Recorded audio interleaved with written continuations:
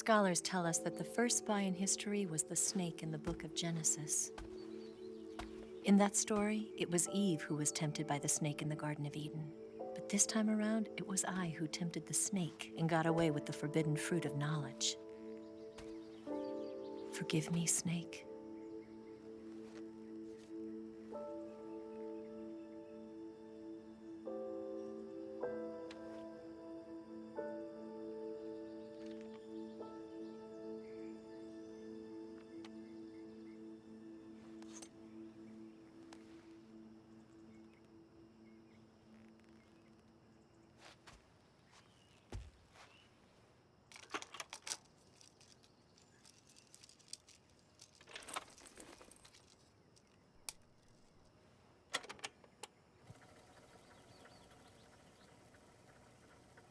Good morning, Snake.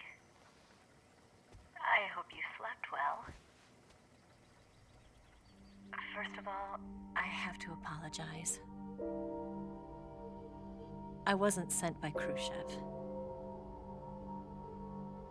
I'm not a KGB spy, and I never worked for the NSA.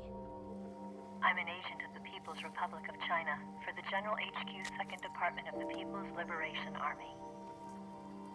It was all a lie. I tricked you. And I'm sorry.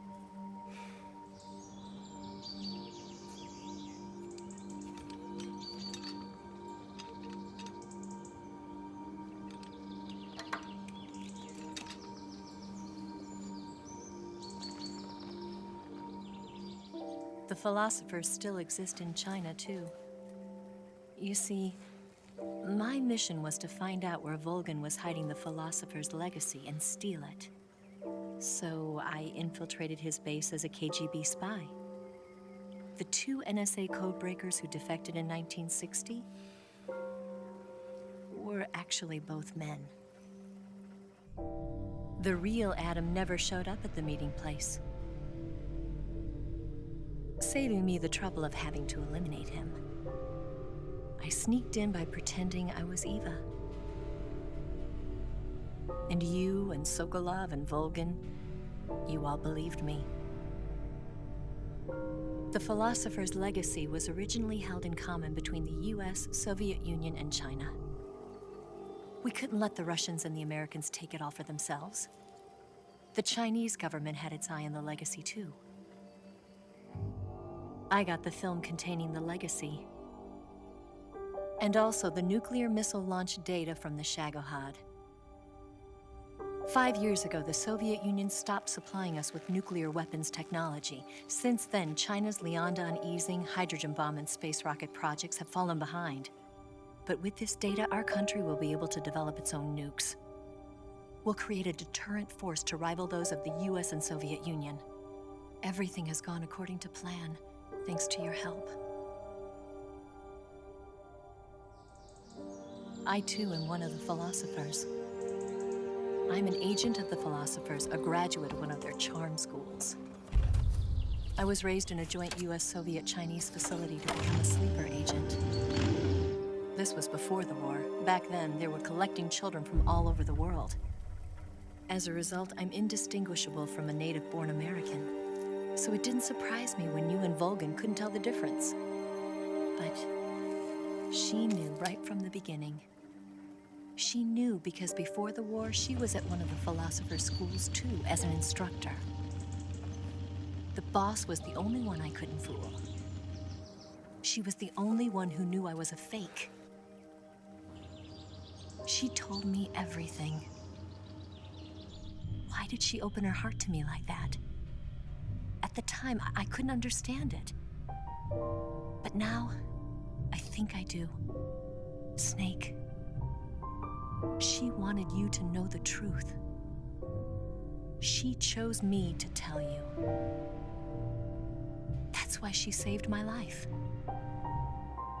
I've lied to you so many times, but not this time. My orders from the government were to obtain the legacy and to eliminate everyone who knew the truth about what happened. In other words, I'm supposed to kill you.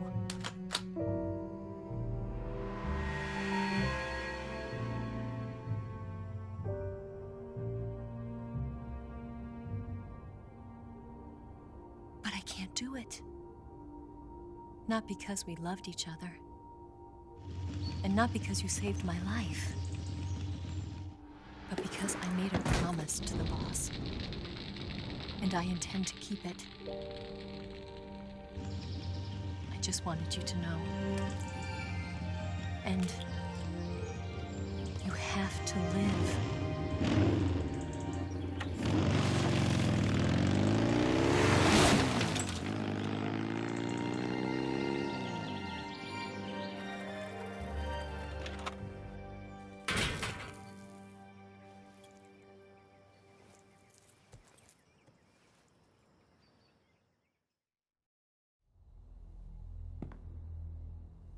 Snake, listen to me. She didn't betray the United States. No, far from it. She was a hero who died for her country. She carried out her mission knowing full well what was going to happen. Self-sacrifice, because that was her duty.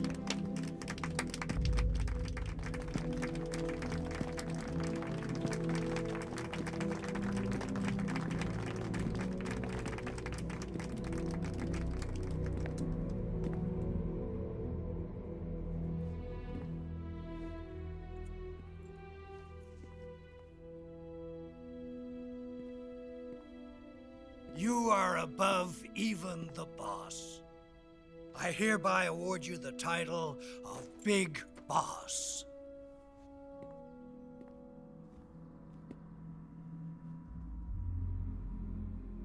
You are a true patriot.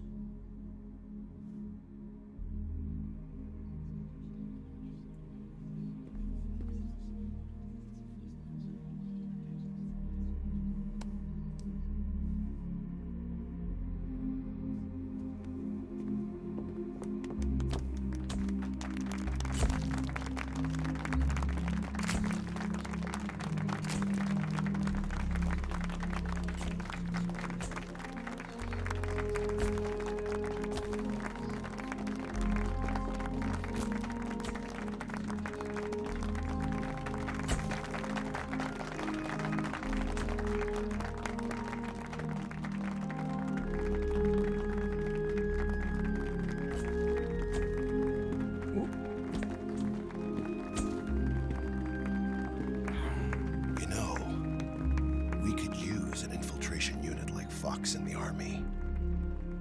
Someone like him to handle our top secret sneaking missions for us. A man who combines the qualities of a soldier and an agent. The boss's defection was a ruse set up by the US government. It was all a big drama staged by Washington so they could get their hands on the philosopher's legacy. And the boss was the star of the show. They planned it so that they could get the legacy that Colonel Volgin inherited and destroy the Shagohod at the same time. Only a legendary hero like the boss could have earned Volgin's trust. Finding out where the philosopher's legacy was hidden was to be her greatest mission. Everything was going according to plan. But then something happened that no one could have predicted. Colonel Volgin fired an American-made nuclear warhead at Sokolov's research facility. Khrushchev demanded that the US government provide proof that it wasn't involved. They couldn't just abort the operation to steal the legacy. So the operation itself was greatly expanded and revised. The authorities in Washington knew that in order to prove its innocence, they'd have to get rid of the boss, and that one of their own would have to do the job. The public couldn't be allowed to find out about it. Not ever. This, they concluded, would be the best way to keep the whole thing under wraps. The boss wouldn't be allowed to come back home alive, and she wouldn't be allowed to kill herself. Her life would be ended by her most beloved disciple. That was the way the government wanted it. That was the mission she was given, and she had no choice but to carry it out. Her death at your hands was a duty she had to fulfill. Out of duty, she turned her back on her own comrades. A lesser woman been crushed by such a burden. The taint of disgrace will follow her to her grave.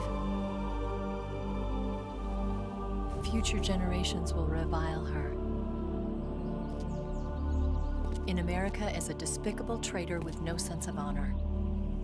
And in Russia as a monster who unleashed a nuclear catastrophe. She will go down in official history as a war criminal. And no one will ever understand her. That was her final mission. And like a true soldier, she saw it through to the end. But I think she wanted you, of all people, to know the truth. She wanted to live on in your memory. Not as a soldier, but as a woman. But she was forbidden to tell you herself. And that's why she told me. Snake, history will never know what she did. No one will ever learn the truth. Her story, her debriefing, will endure only in your heart.